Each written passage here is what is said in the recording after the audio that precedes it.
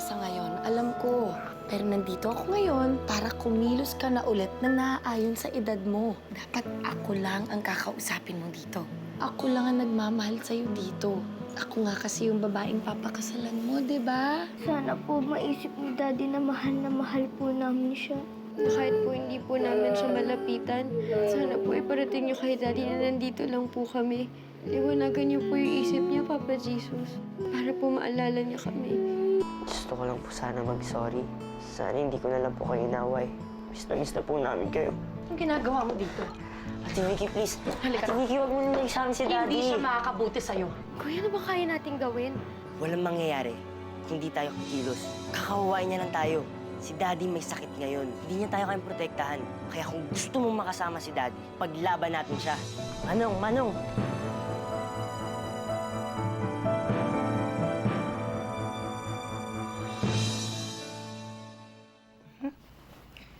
Okay ka na ba?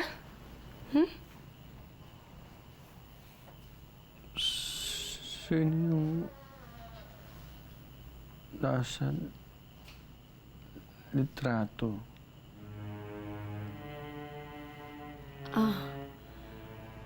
Naku, Froilan, wala lang yun. Mga kaibigan mo yun dati. Nakakalungkot nga kasi patay na sila eh. Kaya dapat huwag mo nang tinitignan yung mga ganong litrato dahil masasaktan ka lang. Ayoko naman mangyari yun. Yung bata na lumapit sa akin. Parang dami niya gusto sabihin. Hindi. Yung batang yun rebelde. Sa totoo nga eh, mahilig nga magnakaw yun eh. Kaya sigurado ako na nagdadrama lang yun sa'yo. Para maawa ka sa kanya. Para bigyan mo siya ng pera. Kaya dapat, Froilan, dapat huwag kang magpaloko ng basta-basta. Manong, huwag po kayo maingay, ha? Manong, sandali lang po. Dito lang po kayo. Huwag po kayo alis, ha? Manong, dito lang po kayo. Ay, sige, tuloy mo na yung pagraronda mo, Poging Guard. Thank you, ha? Ingat ka. Bye. Ikaw, anong gagawin mo dapat, ha? Wala. Alam mo, ikaw bata ka? Siguradong lagot ka na naman kay Vicky.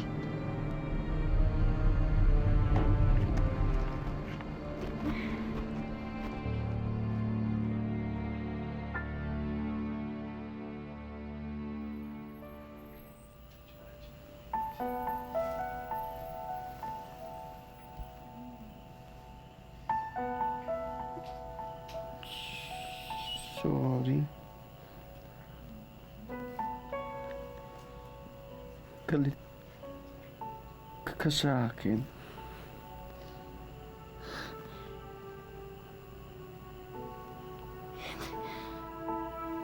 Hindi, ano ka ba? Alam ko naman na hindi mo to sinasadya eh.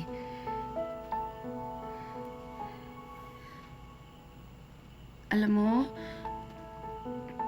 dati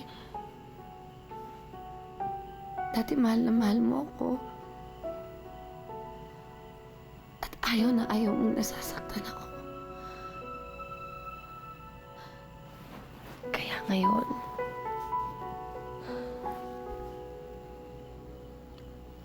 ganun din ako sa'yo. Kaya hindi ako magagalit sa'yo, Froilan. Magiging mapasensya ako sa'yo. Magtitiis ako.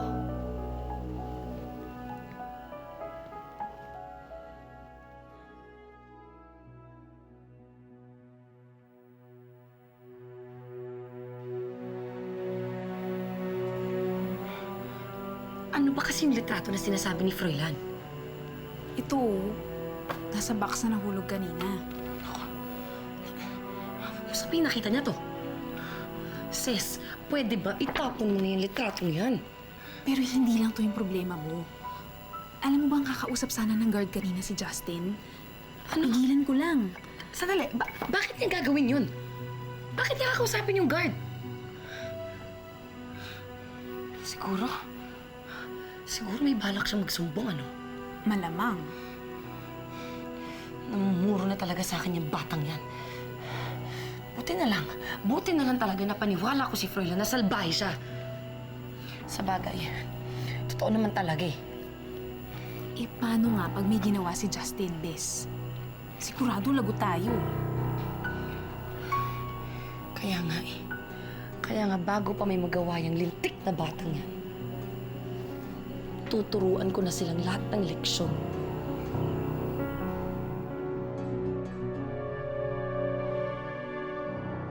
Nako, what a beautiful day! Di ba, Froilan? Alam nyo, mukhang hindi ko na talaga mapapatino yung mga batang yan. Kaya, mabuti pa, ilayo na lang natin si Froilan. Let's go! Tara, Ate Vicky, saan mo dadalhin si Daddy? Saan kaya? Alam ko na! Doon kung saan hindi nyo na siya makikita kahit kailan. Huwag mong gawin sa amin to, Ate Vicky. Bakit hindi? Eh, hindi naman kayo sumusunod sa akin. Alam nyo, kung sumusunod lang kayo sa akin, hindi ko naman to gagawin eh.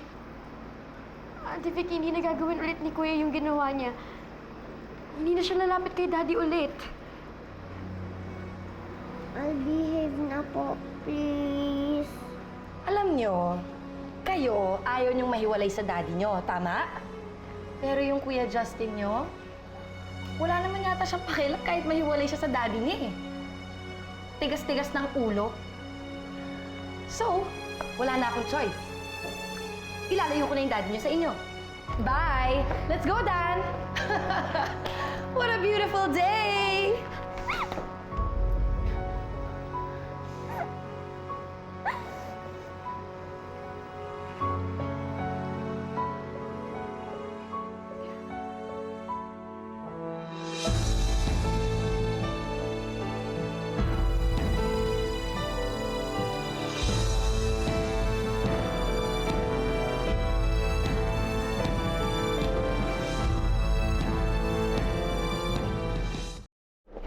Sorry, naiinip ka na ba, Froilan?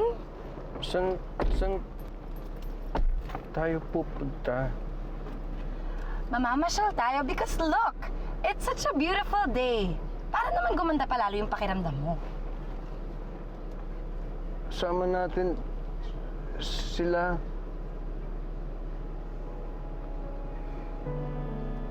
Para masaya.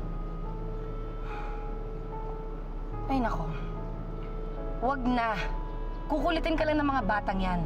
Baka lalong sumakit yung ulo mo. Let's go?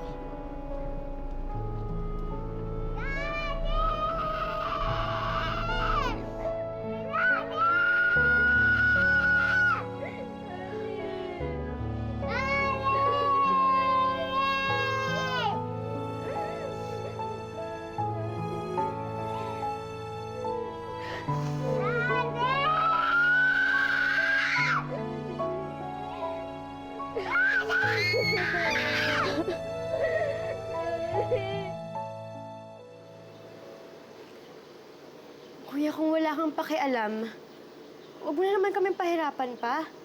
Kung okay lang sa'yo na mawala si Daddy, pues sa amin hindi. Kuya, mag-sorry ka na kay Ate Vicky. Sige na, Kuya. Please.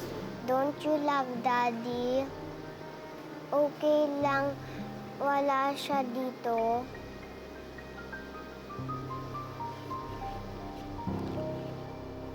Pag nagpakita kasi tayo ng kahinaan, mas lalo niya lang tayong papahirapan. Bali, gagawa ako ng paraan para matigil na to. Tsaka pag may tutulong sa atin, babawi natin si Daddy kay Ate Vicky. Kuya, paano nga kung hindi? Paano kung ilayo niyo sa atin si Daddy?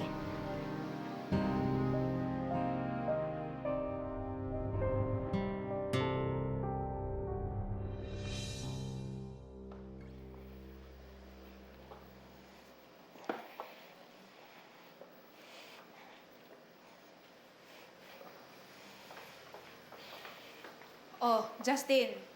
May kukunin lang ako sa kwarto ha. Pagbalik ko, dapat tapos na yan.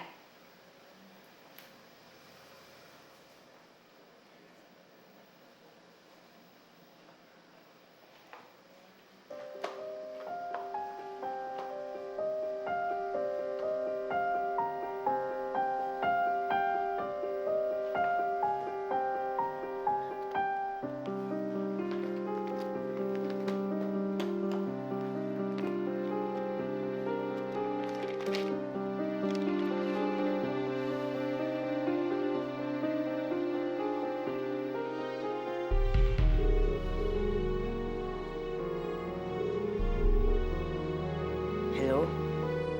Police station?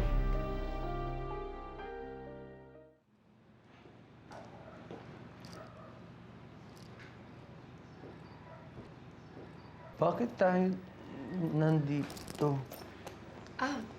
Dito muna tayo sa rest house natin tutuloy pansamantala. Para naman makapagpahinga ka ng maayos.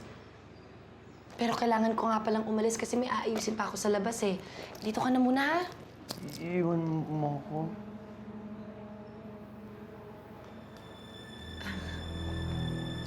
May pinakuha lang ako kay Dan, pero babalik din naman siya kaagad dito. Siya na muna magbabantay sa'yo.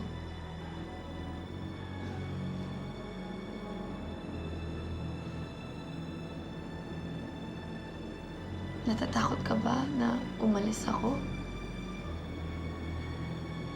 Na mawala ako?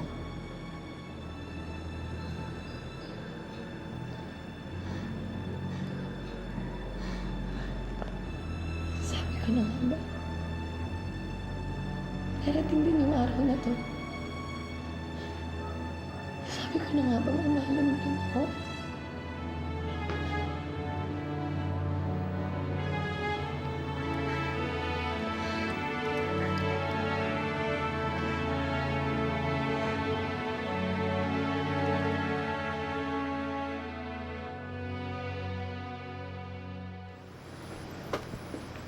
Uy, kanina pa nag-iiyakan yung mga bata ah. Totoo bang nilayo mo na si Froilan?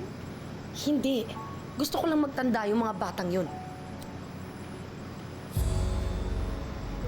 Vicky, mga pulis yun ah.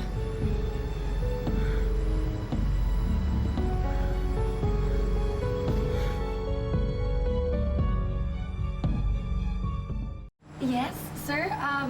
Ano pong problema? May natanggap po kaming tawag mula sa isang bata dito. Di raw ho maganda lagay nila dito. Nakakatawa. Alam mo kasi, sir, ako na lang kasi talaga nagmamalasakit sa mga bata dito. Eh, alam mo naman, ang mga kabataan ngayon, konting pagalitan mo lang, naku, nagre-rebelde na kaagad. Laki-laki na kaagad ng tampo sa'yo. Akala mo naman, ganun talaga ang mga bata ngayon, di mo ba? Pwede ba makausap yung mga bata? Miss? Oo naman. Sige, sandali ha. Ipapatawag ko lang. Sandali na lang ha. Pinatawag ko na yung batang tumawag sa inyo. Ako, nakakahiya talaga sa inyo. I'm sure this is all just a misunderstanding. Faye! Ayan. Faye? Darling. Eto sila mamang pulis. Pinatawag kita dahil tumawag ka daw sa kanila kanina. Tama ba? Faye? Iya, ikaw ba talaga tumawag sa presinto? Ako nga po. Para kasing boses lalaki.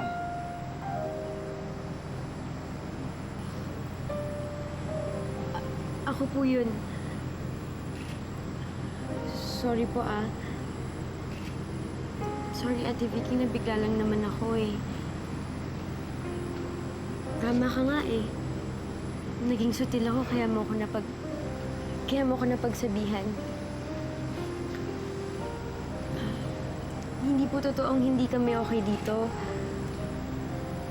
Sa totoo nga niyan, si Ate Vicky na lang po talaga yung nag-aalaga sa amin.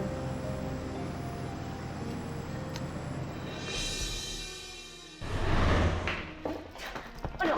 Ha? Huwag ka magsisinungaling sa akin. Alam kong ikaw ang nagpatawag sa mga pulis dahil ikaw lang naman ang kumakalaban sa akin dito. Kahit anong gawin mo, kahit ikulong mo pa ako dito, hindi mo pa rin matatakasan yung mga pulis na yan. At kahit anong sabihin mo, itong tatandaan mo, lagi pa rin ako mas may utak sa'yo.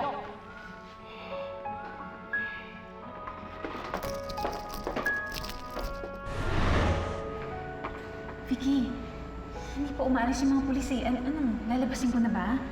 Wag, ano ka ba? Huwag ka nga boba. Nag-iisip pa ako. Sandali. Faye, ano ba? Pati ba naman ikaw nautunan ng Kuya Justin mo? Baka nakakalimutan mo. Hawak ko ang daddy niyo. Ate Vicky, please. Please, palabasin mo naman si Kuya Justin. Palabasin mo na lang siya. Gagawin ko lahat. Gagawin ko lahat ng gusto mo. Gagawin mo ang lahat?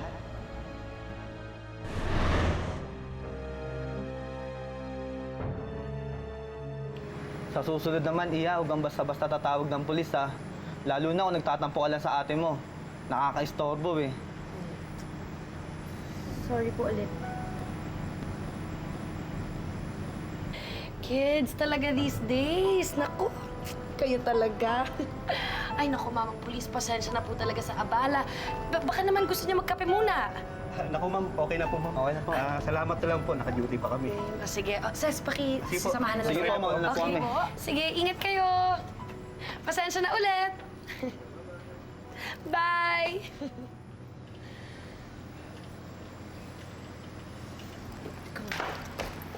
Sumusobra na talaga yung kuya mo, ha? Sobra na yung ginawa niya! Bakit, Ate Vicky, ano na naman gagawin mo? Ilaliw mo na si Daddy sa amin? Ginawa ko naman yung gusto mo, di ba? Ate Vicky, please, wag mo naman ilayo si Daddy. Iuwi mo na lang siya dito. Hindi. Hindi. May iba akong naisip. May iba akong naisip na mas magandang parusa para sa inyong magkakapatid.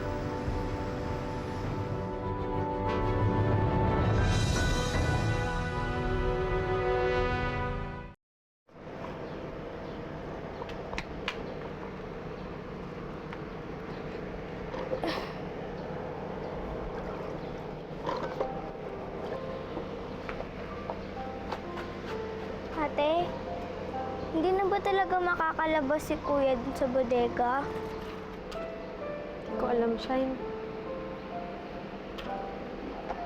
Kung nakinig lang naman si Kuya sa atin, edi sana hindi nangyari to. Vicky, kuhanin mo na nga yung dustpan. Ate Faye, don't be sad na. Please, babalik din si Daddy. Here, ate.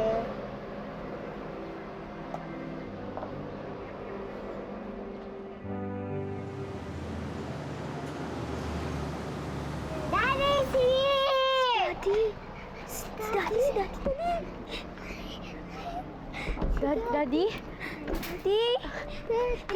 Dali, Vicky! Di ba nagkaintindihan na tayo, Faye?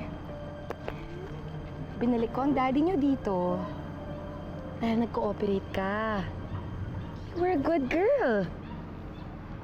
Pero ito ang tatandaan mo. Oras na sumuway ulit kayo sa aking magkakapatid. Hinding-hindi niyo na makikita ang daddy niyo kahit kailan. Malinaw? Let's go!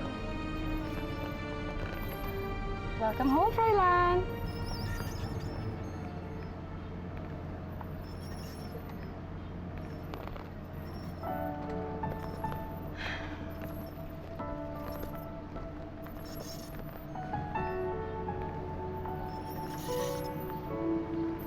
No, Mickey.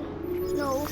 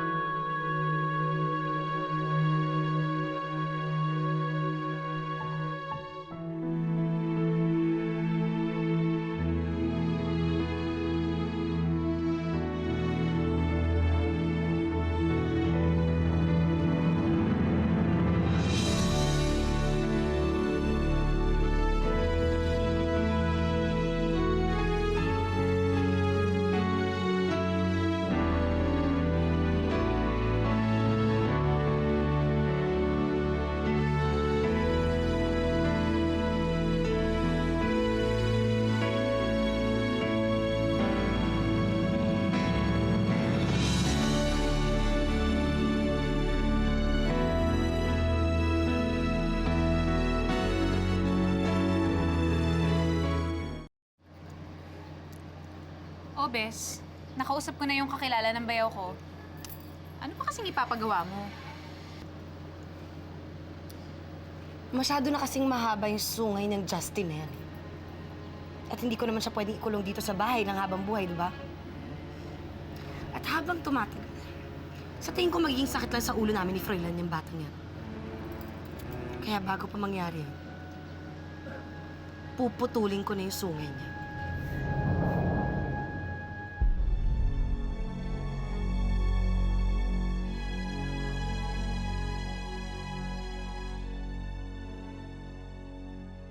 Basta kahit anong mangyari, wag na wag kayong gagawa ng ayaw ni Ate Vicky, ha? Para hindi na niya ilayo sa atin si Daddy. Yay! Nandito na ulit si Daddy! Ha? Nandito na si Daddy?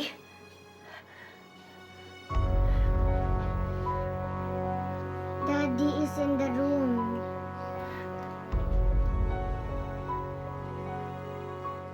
Kailangan niya malaman yung totoo. Kuya, ano naman balak mong gawin? Kuya!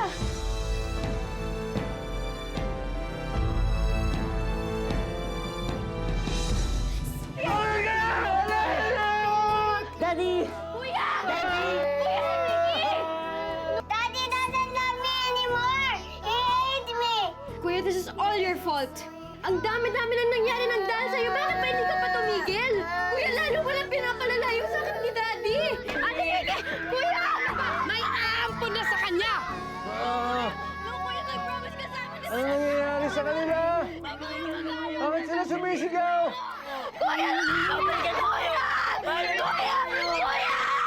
Froilan, nakakalakad ka na. Okay lang pa sila? Ganun lang talaga yung mga yun. Salbahe sila, Froilan. Siguro sabik na sabik ka lang talaga sa bata, no? Bakit hindi na lang tayo gumawa ng bagong anak? Sabi mo sa kanila magaling sila dahil napaniwala nila yung mga bata. Seryoso ka ba dun sa pagsipa mo kay Justin? Hindi na siya makikita ng mga kapatid.